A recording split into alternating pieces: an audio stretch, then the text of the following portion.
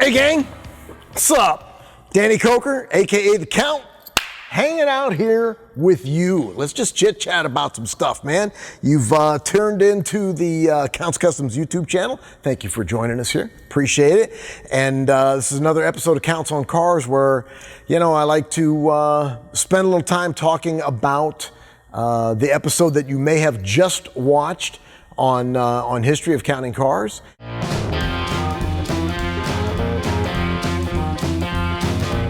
One of the really cool things in this episode was the motorcycle that was brought to us, man. This was a new Harley Davidson CVO, which I believe stands for Custom Vehicle Operations. That's a whole lot of money for a brand new bike. And to just come down here and say, take this thing apart and have fun. I love customers like that. They just got the guts to just have at it. The CVO Harley was gorgeous when it got here. It's a very expensive bike. It's a special order bike. Harley Davidson did an amazing job on the CVO bikes. They're just gorgeous. And one of the key factors on them is their, custom paint jobs that Harley Davidson offers on them. And so it was really interesting that this gentleman wanted the bike custom painted. Which is like, okay.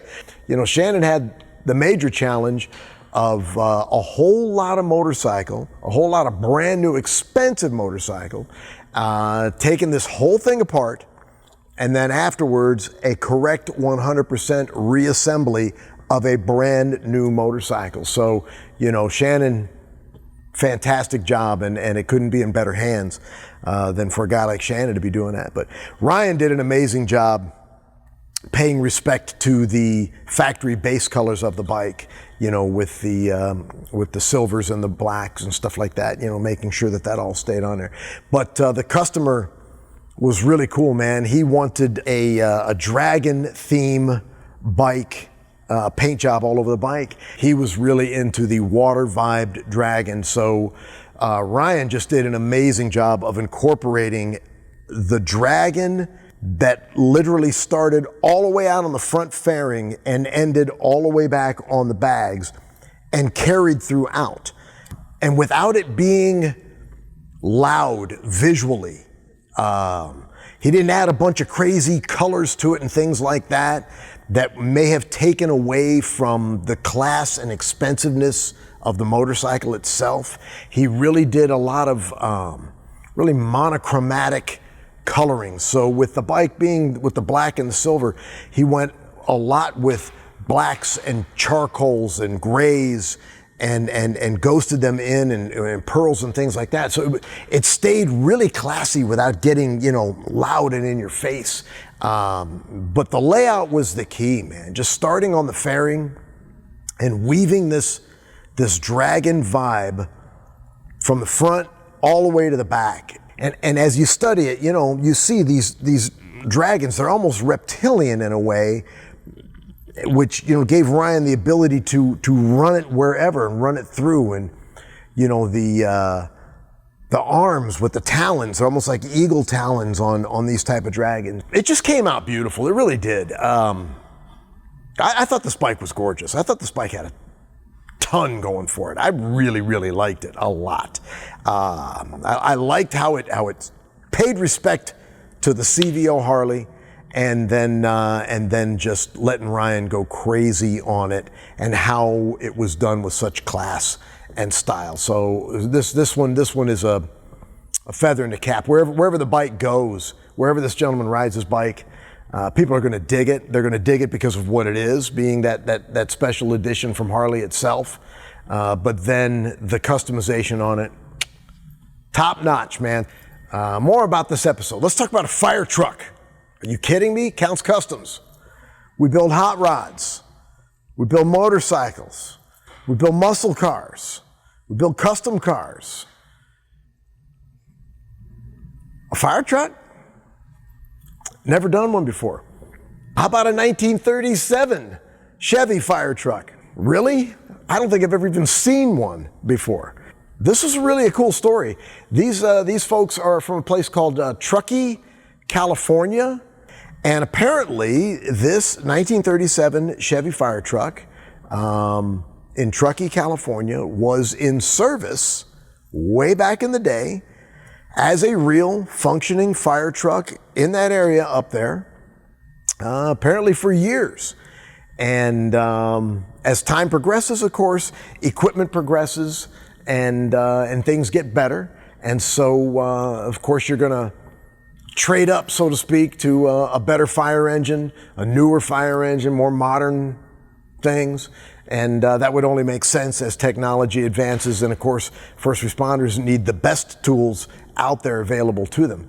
But I thought it was really cool that the folks from the Truckee Fire Department didn't just trade in or sell off or bail out on their old 37 Chevy fire truck. They kept it. They kept it all this time. It has been there with them all this time. They've used it a little bit here and there in some parades and stuff, and they kind of show it off here and there. But, you know, this is 1937. So years went by and time goes by and it takes its toll. And the truck was ready for restoration. And the fire department up there, man, these cats are so cool. They talked to their fire chief. They talked to the board up there in Truckee, California, and said, we want to talk to Kustoms about restoring the 1937 Chevy. These firefighters brought us this 37 Chevy fire engine. You know, where to begin and where does it end? You have no idea. We have no idea. We've never done one before. So it was really, really cool. There is a ton going on this truck. So much of it is decor, baubles, jewelry, so to speak, on the vehicle. And all of these little bits and pieces and parts and nozzles and connectors and fire extinguishers and all the goodies, you know, they're gorgeous. So it wasn't just restoring the truck, it was restoring all of these attachments and all of these pieces that go with it. And by the time you get through polishing all this stuff and restoring all this stuff, I mean, it just gleams in your face. It's gorgeous on this thing. And Ryan, man, he went off, you know, doing a complete fire engine, painting it. That's not easy because you want it to be as straight as possible. There's a whole lot of real estate to cover, so you want it to be straight. You want that gorgeous red paint job to just be in your face. A couple of our biggest challenges was changing the back to single wheel.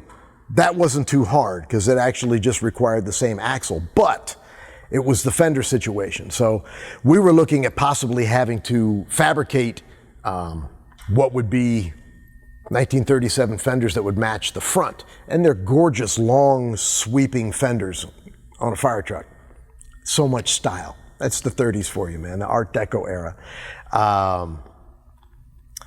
Didn't want to just keep them flat, ugly trailer fenders. Wanted to make the right fenders that match the front. In the process of discussing that with the fab department, believe it or not, my man Adam here went on the hunt. And he found one original 37 fender for this truck. We bought it. It was in reasonably good shape, not cheap, but we found it. And then we were thinking, okay, then we'll just use that as kind of a buck to make the other fender. And he kept shopping and he found the other fender. So this truck actually has all original 1937 fenders on the back, just as it should have been. And it just added so much flavor to it. Oh my Lord, getting rid of that dual wheel, single wheel, and those swoopy fenders that match the front, it just gave it that style. I mean, those fenders just gorgeous, gorgeous. The other challenge was, Ryan had looked at the way it was painted when he brought it in. When they brought it to us and the way it was just painted in gold where it said, Truckee on the hood and there was some gold striping on the side and everything. So as he did more research and started digging in photos and we found original old school photos of this truck, None of those stripes were single striped. They were all double striped, which for Ryan would mean double the work on the striping and then quadruple the work on the pinstriping, because you got to stripe at top and bottom. So now it's not just 2 stripes, it's 4 stripes. And not just doing it in gold paint, doing it in gold leaf, machine turned gold leafing for all of the lettering and all the striping. The red that he did was staggering. The polishing of everything, the rechroming of everything was gorgeous. The all-new wood bed in the back was delicious.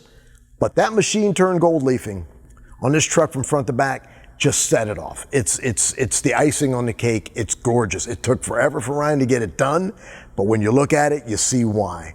The firemen that have known this truck for years came down to pick it up.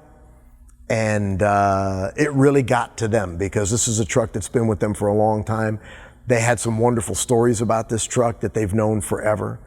And they truly, truly loved the job done on this truck. So, they're going to be using this truck. They're keeping it up there in Truckee, California. They're keeping it, with the fire department, which is so awesome that it's been with them since 37. And they'll be using it for display purposes. They'll be using it in parades. People can see it, that type of thing. And so it's still got a whole nother lifetime ahead of it. And this time it's just for fun and not as a work vehicle. And for me, on a personal level, my favorite part about it was the ability to do something cool for our first responders. Means the world to me. If you know me, then you already know this about me. If you don't know me, well, this is what you're going to learn about me. I'm huge pro-military. God bless our military. And I'm huge pro first responders. God bless our EMTs and ambulance folks. God bless our police, and God bless our firefighters. So it was an honor, as far as I'm concerned, for Counts Kustoms to be able to do this project for the Truckee Fire Department and for the firefighters up there, and put a smile on their face, and for that truck to put a smile on a lot of people's faces for years to come. One thing that I was saving, and this is a part of the episode that you might have watched the episode and said, well, dude, it's not complete, man. The show can't be over. We didn't get to see it done. Well, you didn't get to see it done because we really didn't expect to have it happen for us so fast. So as of the shooting of this and as of the shooting of that episode, we're still working on this vehicle for a very important and way cool client. I told you I know, at other times I told you I know a lot of people in the music industry, and especially the rock and roll industry. And man, did we get blessed by being contacted by Mr. Alice Cooper himself. Alice is just so cool. What a wonderful human being, too, just that you guys know. I mean, this guy is just fantastic. We got to spend a lot of time hanging out here in the shop, walking around, talking about a lot of things. And I know you got to see some of that conversation on the show, but believe you me, him and I, we just chattered forever. There is footage somewhere that I hope someday to be able to share with you about more and more things that he and I talked about, so you can really get an in-depth behind-the-scene look at Alice Cooper. This cat is cool as all get out. Knows everybody in the industry, obviously. I'm talking from, Elvis to Jimi Hendrix to, everybody back in the day, to everybody today. He's just the coolest. But he contacted us. He's like, I'm not on tour. I got nothing going on. I'm losing my mind. And I got this car that I've had for a while that I love. And I just want you to do it for me. And man, ain't no way in the world I would ever say, well, Alice, I'm just not quite sure. Yes, bring it, Alice, bring it. So he brought us a 1963 Studebaker Avanti.